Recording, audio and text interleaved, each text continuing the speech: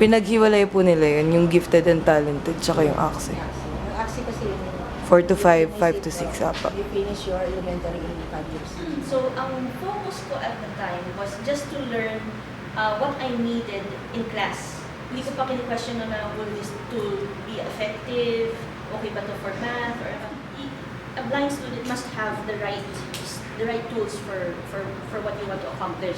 Sa math, to computation, there are other tools, syempre, for geometry, gano'n. Pero yun. According to Gutman, mathematics is a subject usually seen as difficult. Much of the reason behind the difficulty is because of the need of critical thinking to create strategies in order to solve problems in mathematics. As wide-range as mathematics can be, there are several problems that can be formed, thus several solutions needed in order to solve these problems.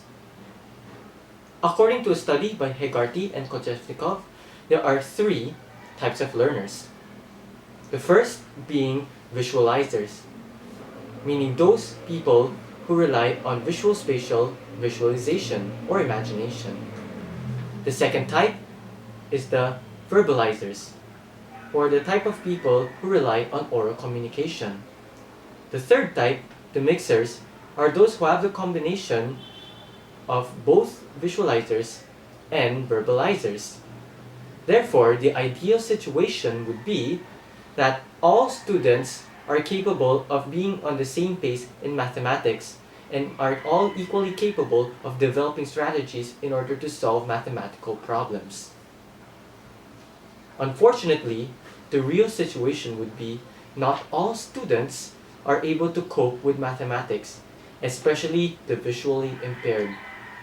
According to Archambault, mathematics is usually taught in a visual manner, and that there are few, or if not, less ways in order to teach mathematics in a non-visual manner, making it difficult for visually impaired students to strategize in order to cope with the said subject.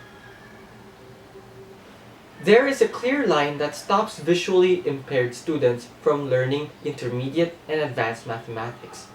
This is because of the lack of strategies incorporated in the teaching practices.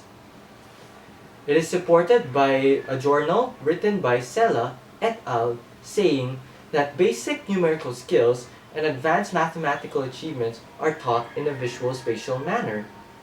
Thus, learning mathematics can be very difficult for the visual impaired.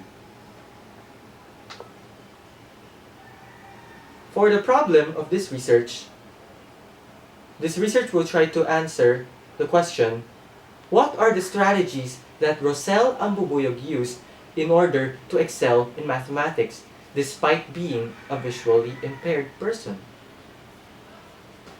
It will focus on the experience of strategizing in order to overcome a disability. According to Pam, strategy is a plan designed to achieve a particular goal or target. This is for a person to achieve the goal without any trouble or any problems. And according to Steiner, strategies are a set of directions, related decisions, all to achieve a certain goal. This allows a person to improve on their strengths, compensate for their weakness, and adjust in order to achieve a certain goal. This study is significant since it will be able to find out strategies in order to overcome visual impairment. The results of this study will hopefully be used in special education for the blind students. And as an application of this research, a specialized program for visually impaired students will be created in order to fully utilize and comprehend the strategies used by Rosel Ambubuyog. It will also help empower the students to be able to choose mathematics-related courses or careers in the future. With that, we shall now implement the form of research which is qualitative research. According to Shang, qualitative research is a form of systematic empirical inquiry into meaning. It is systematic because it follows a certain procedure. It is empirical because it is grounded in experience. The specific human experience to be focused is strategizing. In the case of Rosel Ambubuyo, this study is mainly focused on her experiences as she explains her personalized strategy. Therefore, qualitative research is the appropriate approach intended to collect rich information of the human experience. This research looks into the uniqueness of the strategies of Rosel Ambubuyo. Therefore, the most appropriate form of qualitative research to be used is case study. Case study allows the investigation to be more realistic, for it is concerned with why and how things happen. To be able to conduct the research properly, the number of co-researchers to be selected must be purposive and small. The key co-researcher must be Rosel Ambubuyo herself, for she is the one who knows the strategies she has used in her visual mathematics journey, and she can tell the researchers her story and insights.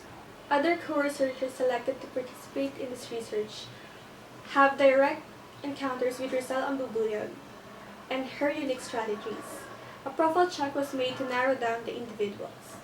This includes her high school educators in Ramon Magsaysay High School and her college professors in Ateneo de Manila University. Go. In order to collect data for this research, two methods were used. The first being interview, and second would be direct observation. The reason why interview was used for this research is to be able to have complete descriptions and information regarding the strategies and experiences of Rosel Ambubuyo in coping and excelling in mathematics.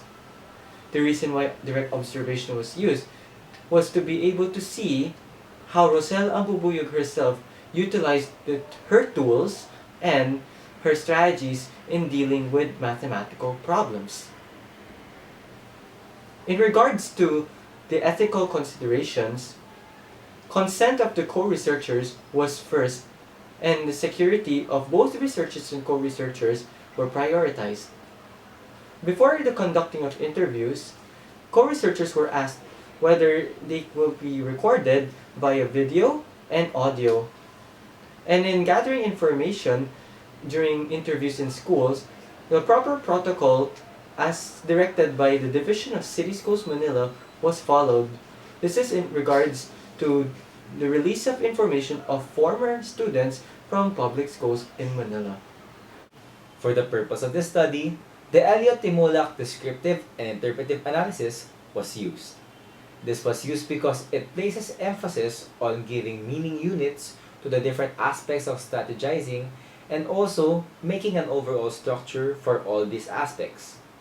Moreover, this analysis was also used in a previous study that was concerned with the mathematics education for the visually impaired.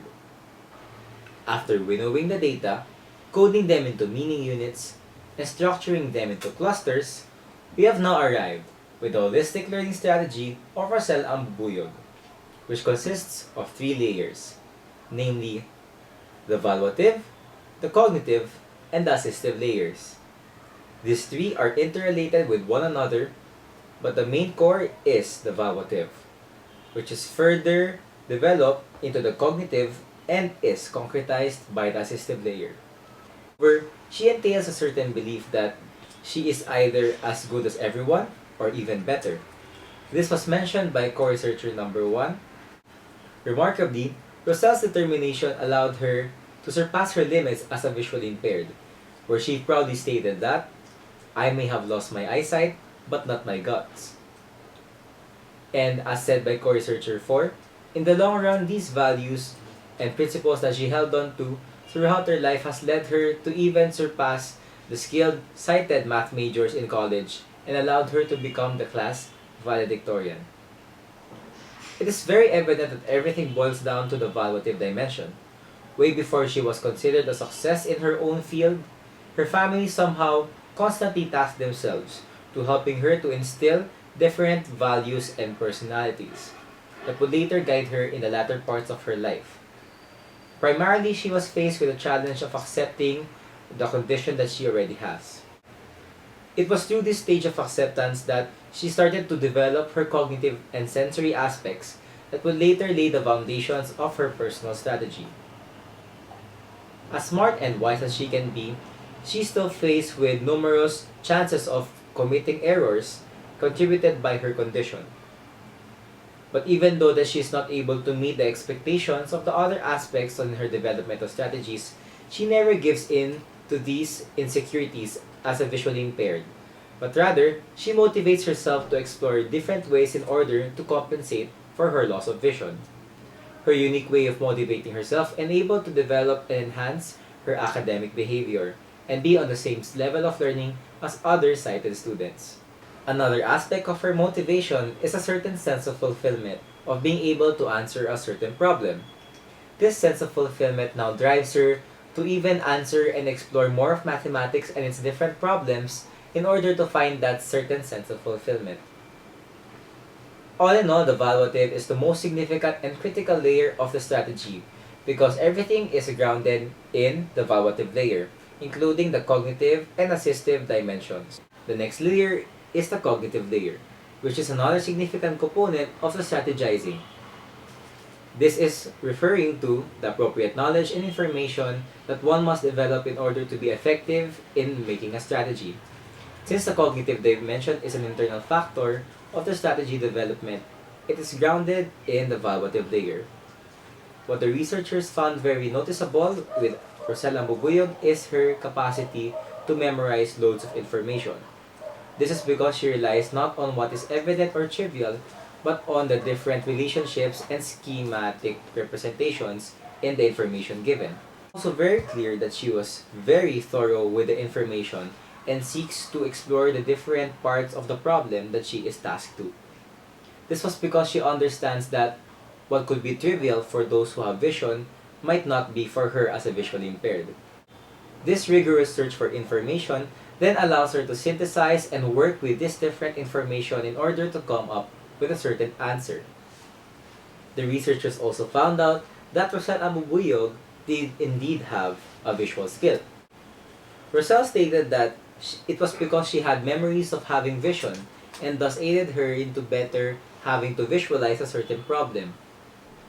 Although she did have to explore different methods of visualization in order to find which style best suits her and the problem at hand. She also has the power to process loads of information because of her innate intelligence. This is possible because she looks not what is very obvious or what is trivial from the given, but on the different logical connections between the information. The final layer is the assistive layer, which is another significant component of the strategy development. It composes of two distinct components, namely the sensory dimension and the technical dimension. The sensory dimension pertains to the 5 basic senses. Although for Rosella Mbubuyog, she is lacking the sense of vision, she relies mainly on 2 basic senses. First off is the faculty of touch. Using the faculty of touch, she is able to visualize by feeling the different tactile diagrams or letting someone draw the graph or the figure at the palm of her hand. And through this, she was able to visualize and to solve the problem effectively. Secondly, she is able to rely on her sense of hearing. Because of the limitations that she herself has and the different technologies that are available to her, she had no choice but to improve her auditory skills. And this also plays a good part when it comes to her good communication skills. Finally, the technical dimension pertains to different methods that she employs in order to further visualize or to boost her cognitive aspects. This include note-taking, study habits, and of course, drawing using tactile diagrams. Through this, she is able to take note of what she is to know, and how to further boost her learning process. All in all, we already have the valuative, the cognitive, and the assistive layers, and all of 3 are interrelated and are grounded from the valuative. To be able to put the data acquired into practice and test its usefulness, a mathematics summer training program for visually impaired high school students will be implemented. The summer training program will last for 4 weeks from Monday to Friday, and each session will last for 3 to 5 hours. The program's aim is to enhance the different layers of strategizing within visually impaired students in the said subject. The first week of the program will heavily focus on the assistive layer. It aims to boost the core values of visually impaired students such as motivation and self-determination. It will be conducted through math-related activities to encourage the students to excel and keep their motivation on a high level. By the end of this week, they must experience a sense of fulfillment throughout the program. The second week of the program will tackle on the cognitive layer. In this week, the students will train their comprehensive inquiry, critical inquiry, and reasoning. It will be done by solving math problems of increasing difficulty. And by the end of this week, the students are expected to enhance their memorization, relation between graphs and figures, and expand their mental database. Lastly, the third and fourth weeks of the program will dive into the assistive layer. Within these 2 weeks, the students will learn how to use the tools for the blind and select the tool that they found to be the most appropriate, effective, and efficient in solving problems in different fields of mathematics. Moreover, the students will also enhance their other senses such as their faculty of touch and hearing by trying out verbal tests and trying their appropriate tools in solving the problems. By the end of this week, it is expected that they have already optimized their core values, cognitive ability, and sensory and technical capabilities. And this is the end of our video presentation for our research defense. Thank you so much for listening, and we hope that this research would benefit more people in the future, especially those who are visually impaired.